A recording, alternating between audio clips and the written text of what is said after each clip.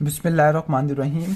Today's topic of discussion is respiratory viruses. Previous video के अंदर हमने रेस्पिरेटरी वायरसेस का इंट्रोडक्शन कवर कर लिया था, जिसमें हमने पढ़ा था कि टिपिकल और एटिपिकल वायरसेस होते हैं। तो इस वीडियो के अंदर हम इन्फ्लुएंजा वायरस को स्टार्ट करने वाले हैं। ठीक हो गया, इन्फ्लुएंजा वायरस को स्टार्ट करने वाले हैं। तो इन्फ्लुएंजा के बारे में चंद मोटी मोटी बातें पहले पढ़ लेते हैं, फिर हम इसका थोड़ा बहुत यहाँ पे लिखेंगे। इन्फ्लुएंजा वायरस किस कैटेगरी से बिलोंग करता है? ऑर्थोमिक्सो वायरस से बिलोंग करता है। ठीक हो गया, ऑर्थोमिक्सो वायरस। और कहते हैं कि इसके 3 इम्यूनोलॉजिकल टाइप्स होती है।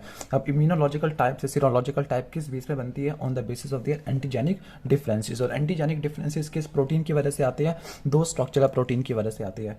एक प्रोटीन होती है न्यूक्लियोकैप्सिड, एक होती है मैट्रिक्स प्रोटीन। तो न्यूक्लियोकैप्सिड प्रोटीन और मैट्रिक्स प्रोटीन, इनकी एंटीजेनिसिटी की वजह से आपको 3 सीरोलॉजिकल टाइप्स देखने को मिलती है। टाइप ए, टाइप बी और टाइप सी होता है। ठीक है, कहते हैं कि जो एंटीजेनिक चेंजेस होती है वो टाइप ए में कंटिन्यूसली आती रहती है। ठीक है, टाइप ए में कंटिन्यूसली आती रहती है जब ये आउट ब्रेक्स के तौर पर काम आता है। पूरी दुनिया में फैला हुआ है ये वाला टाइप ए वाला, क्योंकि इसमें एंटीजेनिक चेंजेस आती रहती है। टाइप बी में रिलेटिवली काफ़ी ज़्यादा कम आती है, जबकि टाइप सी के एंटीजेनिकली स्टेबल होता है। फॉर एग्जांपल अगर मैं यहाँ पे लिखूँ टाइप ई है, ए वाला ए, सपोज यहाँ पे एंटीजन कभी यहाँ पे था, कभी यहाँ पे था, कभी यहाँ पे था, तो थोड़ी देर बाद क्या हो जाएगा, एंटीजन यहाँ पे चला गया, यहाँ पे चला गया, यहाँ पे चला गया। ठीक है, तो एंटीजेनिक वेरिएशन की वजह से क्या होता है, काफ़ी पूरी दुनिया में फैला हुआ है, वर्ल्ड वाइड स्प्रेड करवाता है। ठीक हो गया। और आपको पता है कि कंप्लीट इन्फेक्शियस वायरस पार्टिकल को विरियन बोलते हैं, जो स्फेरिकल पिलियोमॉर्फिक होता है। ठीक हो गया।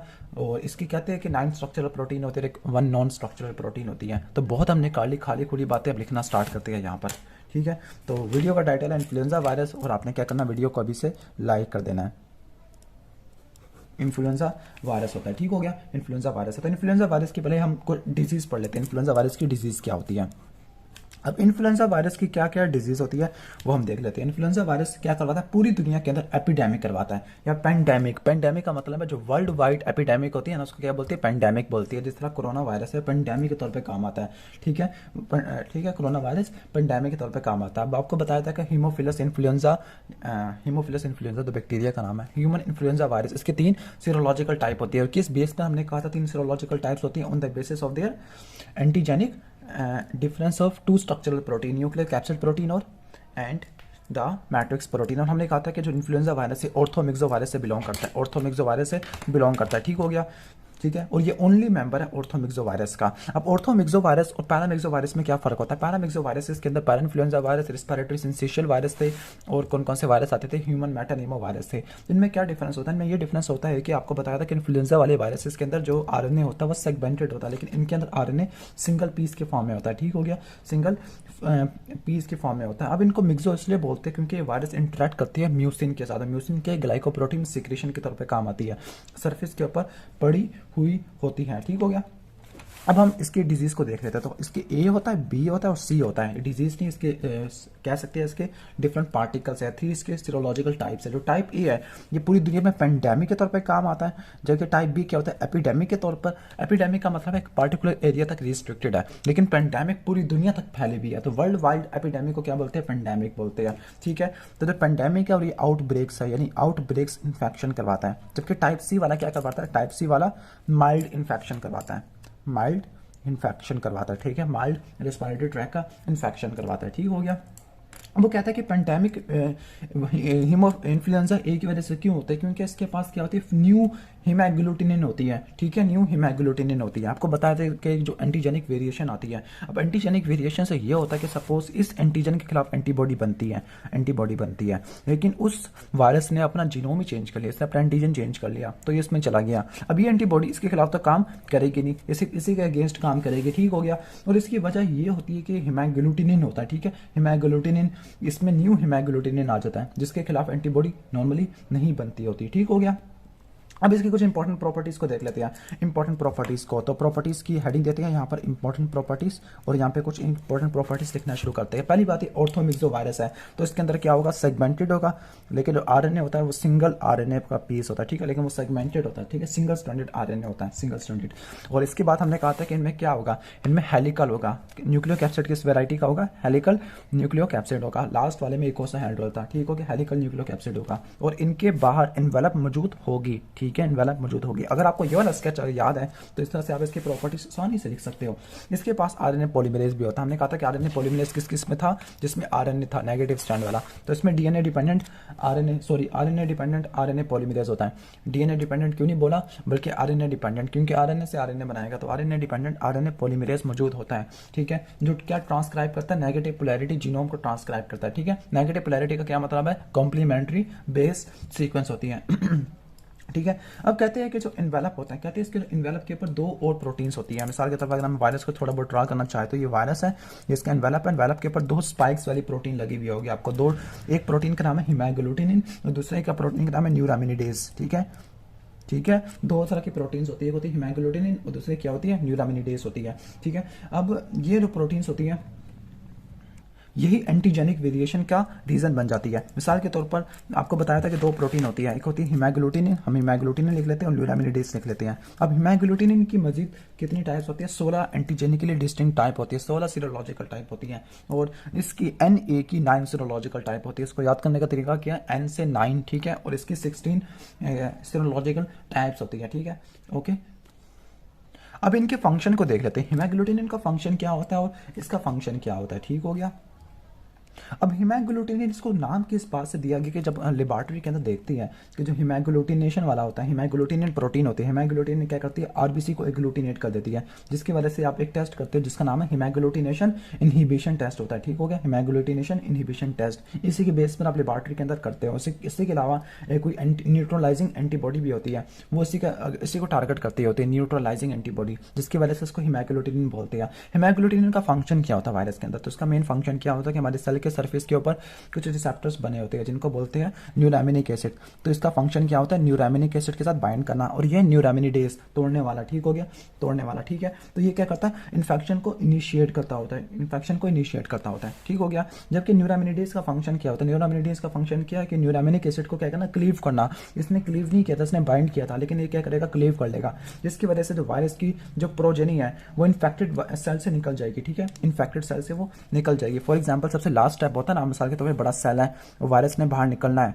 ठीक है, अंदर तो वो रिसेप्टर के जरिए बाइंड करके आ गया था, बाहर निकलने के लिए इसने इसको तोड़ना है, न्यूरामिनिक एसिड या सियालिक एसिड को तोड़ना है, तो उसका एंजाइम होता है न्यूरामिनिडेज। ठीक है, एंजाइम क्या होता है, न्यूरामिनिडेज। इसके अलावा जो न्यूरामिनिडेज होता है, ओके, वो और क्या करता है, न्यूरामिनिडेज क्या करता है, ये हमारे प्रोटेक्टिव म्यूसिन लेयर उसको भी तोड़ देता है, जिसकी वजह से वायरस हमारे रेस्पिरेटरी एपिथेलियल सेल तक पहुंच जाता होता है। तो इन शॉर्ट में बता दूं, हिमैग्लूटिनिन क्या होता है, वायरस के इन्फेक्शन में बिगनिंग के तौर पे काम आता है, जबकि एंड में कौन काम आता है, हमारा न्यूरामिनिडेज एंजाइम काम आता होता है। ठीक हो गया, न्यूरामिनिडेज एंजाइम काम आता होता है। अब हमने कहा था कि हीमोफिलस इन्फ्लुएंजा नहीं बल्कि human influenza virus. Influenza virus की 3 सीरोलॉजिकल टाइप होते हैं, टाइप ए, टाइप बी और टाइप सी होती है। जो टाइप ए है, टाइप ए क्या करता रहता है, टाइप ए हिमैग्लूटिनिन और न्यूरामिनिडेज प्रोटीन इसमें बार बार वेरिएशन प्रोड्यूस करता रहता है, जिसकी वजह से पूरी दुनिया में ये फैल गया है, जिसकी वजह से इसने पूरी दुनिया के अंदर पेंडेमिक्स करवा दिया है। तो किसके अंदर वेरिएशन आती है, एंटीजेनिक वेरिएशन आती है हिमैग्लूटिनिन के अंदर और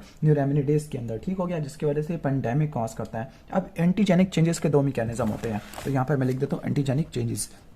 तो एंटीजेनिक चेंजेस के दो मैकेनिज्म होते हैं, एक होता है एंटीजन शिफ्ट, एक होता है एंटीजन ड्रिफ्ट होता है। सिर्फ आपने इनके नाम याद रखने और इतना ज़्यादा डिटेल में याद जाने की जरूरत नहीं है।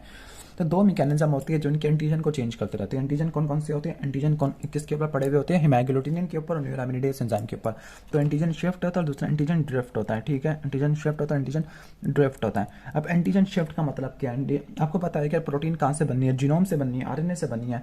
तो इसके जो सेगमेंट्स होते हैं रीअसॉर्टमेंट होते रहते हैं। रीअसॉर्टमेंट का मतलब है कि पहले दो ए और बी वाले सब यूनिट मिले थे, फिर बी वाला सी के साथ, सी वाला ए के साथ, तो इनकी रैंडम असॉर्टमेंट होती रहती है, जिस तरह क्रोमोसोम की रैंडम असॉर्टमेंट होती है एनाफेज के अंदर। तो एंटीजन ड्रिफ्ट क्या मतलब होता है, एंटीजन ड्रिफ्ट का क्या मतलब है कि आरएनए के अंदर म्यूटेशन आ जाती है, जिसकी वजह से न्यू प्रोटीन्स बनना शुरू हो जाती है, न्यू एंटीजेनिक प्रोटीन बनना शुरू हो जाती है। ठीक हो गया, ओके, तो ये आ जाता है एंटीजन ड्रिफ्ट आ जाता है।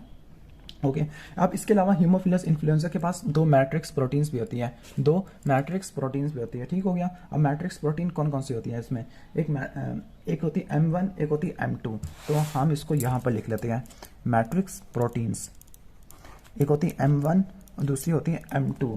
ठीक है। जो M1 होती है वो किस जगह पे पड़ी हुई होती है, वो न्यूक्लियो प्रोटीन और एनवेलप के दरमियान में पड़ी हुई होती है, और उसका मेन फंक्शन क्या, स्ट्रक्चरल इंटीग्रिटी को मेंटेन करना, स्ट्रक्चर को मेंटेन करना। और जो M2 होता है, M2 क्या करता है, M2 एक आयन चैनल बनाता है, ठीक है, आयन चैनल। इसका मेन पर्पस क्या होता है कि जैसे वायरस सेल के अंदर एंटर हुआ तो वायरस ने क्या करनी है, अनकोटिंग करनी है, अपने कपड़े उतारने हैं। तो जो अनकोटिंग के लिए जो आयन चैनल्स होता है वो इसी M2 की वजह से होता है, यानी जो M2 प्रोटीन है ये आयन चैनल्स बनाती है, और वो आयन चैनल क्या करवाता है, हाइड्रोजन को अंदर की तरफ पंप करवाता है। जब हाइड्रोजन अंदर आता है वायरस के अंदर तो वायरस के कपड़े यानी अनकोटिंग हो जाती है, और ये अनकोटिंग नेसेसरी होती है वायरस के इन्फेक्शन के अंदर, ठीक हो गया। और ये पॉइंट इसलिए इंपॉर्टेंट है क्योंकि जो होगी हमारी कुछ ड्रग्स होगी वो इसी स्टेप को, कुछ M2 को ब्लॉक कर देगी। तो M2 क्या करता है, प्रोटीन आयन चैनल बनाता है जो वायरस की अनकोटिंग करवा देता है, वायरस की अनकोटिंग करवा देता है। इसके अलावा इन्फ्लुएंजा वायरस में ग्रुप स्पेसिफिक और टाइप स्पेसिफिक एंटीजेंस भी होते हैं, ठीक है। ग्रुप स्पेसिफिक क्या होगा, हीमोफिलस इन्फ्लुएंजा ए है, बी है और सी है। और टाइप स्पेसिफिक क्या होगा कि जो एंटीजेनिक वेरिएशन आती है, हीमोफिलस ए है, फिर इसकी दूसरी एक और आ जाती है टाइप, फिर इसकी एक और टाइप आ जाती है, तो ये क्या होगा, टाइप स्पेसिफिक होगा। तो ग्रुप स्पेसिफिक के लिए कौन सी होती है, वो ग्रुप स्पेसिफिक के लिए होती है इंटरनल राइबो न्यूक्लियो प्रोटीन होती है न्यूक्लियो कैप्सिड के अंदर, और जबकि टाइप स्पेसिफिक के अंदर यही हीमोग्लूटिनिन और न्यूरामिनिडेज वगैरह आ जाती है, ठीक हो गया, न्यूरामिनिडेज वगैरह आ जाती है। अब हमने बहुत सारे डिटेल कवर कर ली इन्फ्लुएंजा वायरस की, तो इसकी समरी जल्दी जल्दी कर लेते हैं। तो इन्फ्लुएंजा वायरस क्या होता है, वर्ल्ड वाइड एपिडेमिक करवाता है, जिसको आप पेंडेमिक बोलते हैं। आरएनए इन्वेलप्ड वायरस है, हेलिकल न्यूक्लियोकैप्सिड है, सेगमेंटेड सिंगल स्ट्रैंडेड आरएनए होता है, नेगेटिव पोलैरिटी का होता है, आरएनए पॉलीमरेज होता है, ठीक है। दो मेजर एंटीजन होती है, हीमोग्लूटिन और न्यूरामिनिडेज होते हैं, जो कि स्पाइक्स के ऊपर पड़े हुए होते हैं। एंटीजन शिफ्ट क्या होती है, एंटीजन शिफ्ट असॉर्टमेंट की वजह से होती है, जबकि एंटीजन ड्रिफ्ट किस वजह से होती है, म्यूटेशन की वजह से होती है। कहते हैं कि जो इन्फ्लुएंजा ए वायरस होता है एनिमल्स का, वो न्यू आरएनए सेगमेंट का सोर्स होता है। एंटीजन ड्रिफ्ट किस वजह से होती है, म्यूटेशन की वजह से होती है। इसकी बहुत सारी सीरोटाइप्स होती है, क्योंकि एंटीजन शिफ्ट और एंटीजन ड्रिफ्ट वाला मैकेनिज्म है। जो एंटीजेनिसिटी होती है किसकी, इंटरनल राइबो न्यूक्लियोकैप्सिड प्रोटीन की। मैंने आपको बताया था ना कि जो न्यूक्लियोकैप्सिड प्रोटीन्स होती है, ठीक है, जो राइबो न्यूक्लियोकैप्सिड प्रोटीन होती है वो डिटरमिन करती है कि ए है, बी है और सी है। फिर इसका टाइप स्पेसिफिक इस पर ऊपर डिपेंडेंट होता है हीमोग्लूटिनिन और न्यूरामिनिडेज के लिए। चूंकि रिस्पायरेटरी वायरस है तो इसकी ट्रांसमिशन रिस्पायरेटरी ड्रॉपलेट के जरिए होगी। और कहती है कि इसकी एक स्ट्रेन भी होती है जिसको बोलती है H5N1, ये बर्ड से ह्यूमन की तरफ चली जाती है। इसका infection epithelium of respiratory track की तरफ जाता है। लेबोरेटरी डायग्नोसिस किस तरह से होगी, हमने कहा था कि पॉलीमरेज चेन रिएक्शन होता है, वो वायरल आरएनए को क्या करेगा, डिटेक्ट करेगा, ठीक है। इसके अलावा एक रैपिड एलिसा टेस्ट भी होता है जो किसको सेंस करेगा, वायरल आरएनए एंटीजन को, ठीक है। आरएनए नहीं, इन्फ्लुएंजा वायरल एंटीजन को सेंस करता होता है, ठीक हो गया। इसके अलावा वायरस को सेल के कल्चर में भी ग्रो कर सकते हैं और एम्ब्रियोनेटेड एग्स में भी हम कर सकते हैं, और उसको आइडेंटिफाई करेंगे हीमोग्लूटिनेशन इनहिबिशन या कॉम्प्लीमेंट फिक्सेशन टेस्ट से, ठीक हो गया। इसके अलावा कुछ एंटीबॉडी का टाइटर ज़्यादा आ जाता है कॉन्वैलिसेंट फेस में या रिकवरी वाले फेस में। अब एंटीबायोटिक कौन कौन सी यूज होती है, कुछ होती है न्यूरामिनिडेज इनहिबिटर, एंटीबायोटिक्स नहीं ड्रग्स, ठीक है। तो एंटीवायरल ड्रग्स कौन कौन सी, एक है न्यूरामिनिडेज इनहिबिटर, ठीक है, जिसमें आती है ओसेल्टामेविर आती है और ज़ेनामेविर आती है। जबकि जो बेलावेरिक्स है ये क्या करवाती है, कैप स्नैचिंग आरएनए जो राइबो को ब्लॉक कर देती है। जबकि लास्ट वाला रेमेंटेडिन ये किस काम के लिए इस्तेमाल होती है, ये जो M2 चैनल्स होते हैं जो कि क्या करवाते हैं, पोरिन्स वगैरह बनाते हैं, जो वायरस के अनकोटिंग करवाता है उसको ब्लॉक कर देते हैं। मेंटाडिन, रिमेंटाडिन, ओसेल्टामेविर और ज़ेनामेविर, ओके। दो मेन टाइप की वैक्सीन होती है, एक वैक्सीन के अंदर किल्ड वैक्सीन होती है और एक होती है जिसमें लाइव वायरस होती है, लाइव म्यूटेंट होती है। तो किल्ड के अंदर क्या होता है, प्यूरिफाइड HA और NA होती है। HA का क्या मतलब है, हीमोग्लूटिनिन और न्यूरामिनिडेज, और दूसरी के अंदर लाइव वायरसेस होते हैं, ठीक है। जो लाइव वायरसेस होते हैं कहते हैं कि वो कूल नेजल पैसेजेस में ग्रो करते हैं जहाँ पर IgA को इंड्यूस करते हैं, लेकिन वो वार्म लोअर रेस्पिरेटरी ट्रैक के ऊपर ग्रो नहीं करते, जिसकी वजह से लंग्स के पास नहीं जा पाएंगे, ठीक हो गया, लंग्स के खिलाफ नहीं जा पाएंगे। इसके अलावा जो स्टैंडर्ड इन्फ्लुएंजा के अगेंस्ट वैक्सीन होती है, तो जो स्टैंडर्ड वाला होता है, स्टैंडर्ड वाले के अंदर क्या होते हैं, दो स्ट्रेन्स होती है, एक है H1N1 है और दूसरा H1N2 होता है। सही तरह फोकस नहीं हो पा रहा, ओके। सिर्फ आपने वैक्सीन का ज़्यादा रोल नहीं करना, सिर्फ आपने ये पढ़ना है कि दो तरह की वैक्सीन होती है, एक होती है किल्ड और एक होती है लाइव वैक्सीन होती है, ठीक हो गया। तो यहाँ तक तो हमने हीमोफिलस इन्फ्लुएंजा को कवर कर लिया है। अब नेक्स्ट वीडियो के अंदर हम बाकी वायरसेस को कवर करेंगे, तो तब तक के लिए अल्लाह हाफिज़।